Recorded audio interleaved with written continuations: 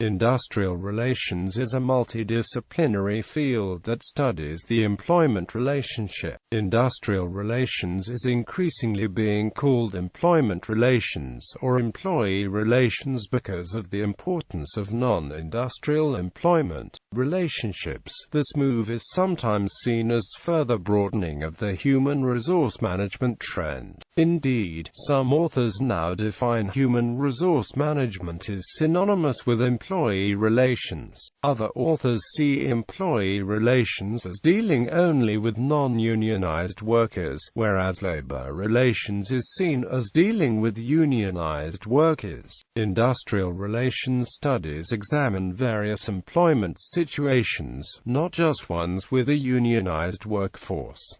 However, according to Bruce E. Kaufman, to a large degree, most scholars regard trade unionism, collective bargaining and labor management relations, and the national labor policy and labor law within which they are embedded, as the core subjects of the field. Initiated in the United States at end of the 19th century, it took off as a field in conjunction with the New Deal. However, it is generally a separate field of study only in English-speaking countries, having no direct equivalent in continental Europe. In recent times, industrial relations has been in decline as a field, in correlation with the decline in importance of trade unions, and also with the increasing preference of business schools for the human resource management paradigm. Overview. Industrial relations has three phases: science building, problem solving, and ethical. In the science building phase, industrial relations is part of the social sciences, and it seeks to understand the employment relationship and its institutions through high-quality, rigorous research. In this vein, industrial relations scholarship intersects with scholarship in labor economics, industrial sociology, labor and social history, human resource management, political science, law, and other areas.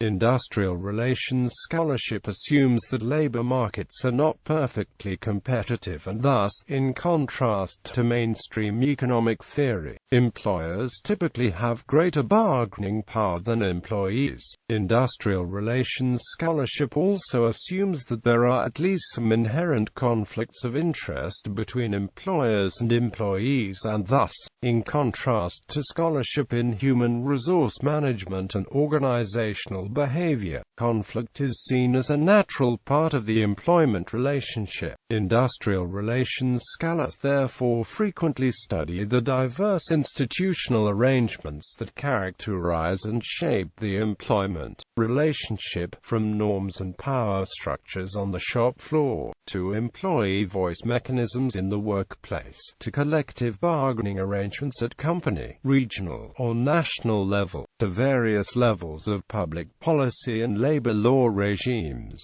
to varieties of capitalism. When labor markets are seen as imperfect, and when the employment relationship includes conflicts of interest, then one cannot rely on markets and managers to always serve workers' interests, and in extreme cases to prevent worker exploitation. Industrial relations scholars and practitioners therefore support institutional interventions to improve the workings of the employment relationship, and to protect workers' rights. The nature of these institutional interventions, however, differ between two camps within industrial relations. The pluralist camp sees the employment relationship as a mixture of shared interests and conflicts of interests that are largely limited to the employment relationship in the workplace. Pluralists therefore championed grievance procedures, employee voice mechanisms such as works councils and labor unions, collective bargaining, and labor management partnerships. In the policy arena, pluralists advocate for minimum wage laws, occupational health and safety standards, international labor standards, and other employment and labor laws and public policies. These institutional interventions are all seen as methods for balancing the employment relationship to generate not only economic efficiency, but also employee equity and voice. In contrast, the Marxist-inspired critical camp sees employer-employee conflicts of interest as sharply antagonistic and deeply embedded in the socio-political economic system. For this perspective, the pursuit of a balanced employment relationship gives too much weight to employers' interests, and instead deep-seated structural reforms are needed to change the sharply antagonistic employment relationship that is inherent within capitalism. Militant trade unions are thus frequently supported. History. Industrial relations has its roots in the Industrial Revolution, which created the modern employment relationship by spawning free labor markets and large-scale industrial organizations with thousands of wage workers. As society wrestled with these massive economic and social changes, labor problems arose. Low wages, long working hours, monotonous and dangerous work, and abusive supervisory practices led to high employee turnover, violent strikes, and the threat of social instability. Intellectually, industrial relations was formed at the end of the 19th century as a middle ground between classical economics and Marxism, with Sidney Webb and Beatrice Webb's Industrial Democracy being the key intellectual work. Industrial relations thus rejected the classical econ. Institutionally, industrial relations was founded by John R. Commons when he created the first academic industrial relations program at the University of Wisconsin in 1920. Another scholarly pioneer in industrial relations and labor research was Robert F. Hoxie. Early financial support for the field came from John D. Rockefeller, Jr., who supported progressive labor management relations in the aftermath of the bloody strike at a Rockefeller-owned coal mine in Colorado. In Britain, another progressive industrialist, Montague Burton, endowed shares in industrial relations at Leeds, Cardiff and Cambridge in 1930. Beginning in the early 1930s, there was a rapid increase in membership of labor unions in America, and with that came frequent and sometimes violent labor management conflicts. During World War II, these were suppressed by the arbitration powers of the National War Labor Board. However, as World War II drew to a close and in anticipation of a renewal of labor management conflict after the war, there was a wave of creations of new academic institutes and degree programs that sought to analyze such conflicts and the role of collective bargaining. The most known of these was the Cornell University School of Industrial and Labor Relations, founded in 1945. But counting various forms, there were over 75 others. These included the Yale Labor and Management Center, directed by E. White Bakke, which began in 1945. An influential industrial relations scholar in the 1940s and 1950s was Neil W. Chamberlain at Yale and Columbia Universities. The discipline was formalized in the 1950s with the formation of the Oxford School by Alan Flanders and Hugh Clegg. Industrial relations was formed with a strong problem-solving orientation that rejected both the classical economists' laissez-faire solutions to labor problems and the Marxist solution of class revolution. It is this approach that underlies the New Deal legislation in the United States, such as the National Labor Relations Act and the Fair Labor Standards Act. Theoretical perspectives. Industrial relations scholars have described three major theoretical perspectives or frameworks that contrast in their understanding and analysis of workplace relations.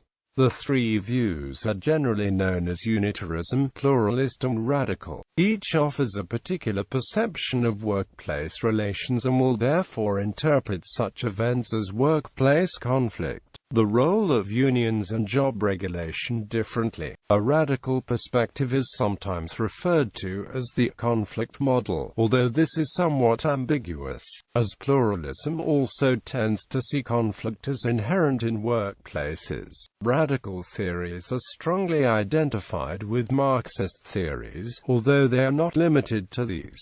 Pluralist perspective. In pluralism, the organization is perceived as being made up of powerful and divergent subgroups, each with its own legitimate loyalties and with their own set of objectives and leaders. In particular, the two predominant subgroups in the pluralist perspective are the management and trade unions. Consequently, the role of management would lean less towards enforcing and controlling and more toward persuasion and coordination. Trade unions are deemed as legitimate representatives of employees. Conflict is dealt by collective bargaining and is viewed not necessarily as a bad thing and, if managed, could in fact be channeled towards evolution and positive change.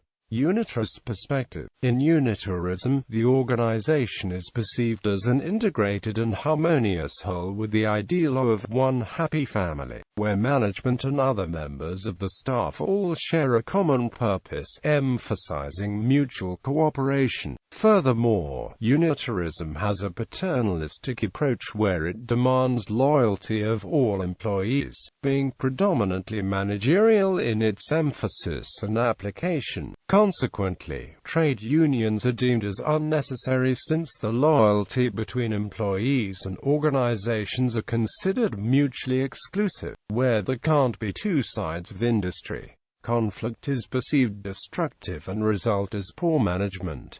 Marxist, radical perspective. This view of industrial relations looks at the nature of the capitalist society, where there is a fundamental division of interest between capital and labor, and sees workplace relations against this background. This perspective sees inequalities of power and economic wealth as having the roots in the nature of the capitalist economic system. Conflict is therefore seen as inevitable, and trade unions are a natural response of workers to their exploitation by capital, whilst there may be periods of acquiescence. The Marxist view would be that institutions of joint regulation would enhance rather than limit management's position, as they presume the continuation of capitalism rather than challenge it. Industrial relations today. By many accounts, industrial relations today is in crisis. In academia, its traditional positions are threatened on one side by the dominance of mainstream economics and organizational behavior, and on the other by postmodernism. In policy-making circles, the industrial relations emphasis on institutional intervention is trumped by a neoliberal emphasis on the laissez-faire promotion of free markets. In practice, labor unions are declining and fewer companies have industrial relations functions. The number of academic programs in industrial relations is therefore shrinking, and scholars are leaving the field for other areas, especially human resource management and organizational behavior. The importance of work, however, is stronger than ever, and the lessons of industrial relations remain vital. The challenge for industrial relations is to re-establish these connections with the broader academic, policy, and business worlds.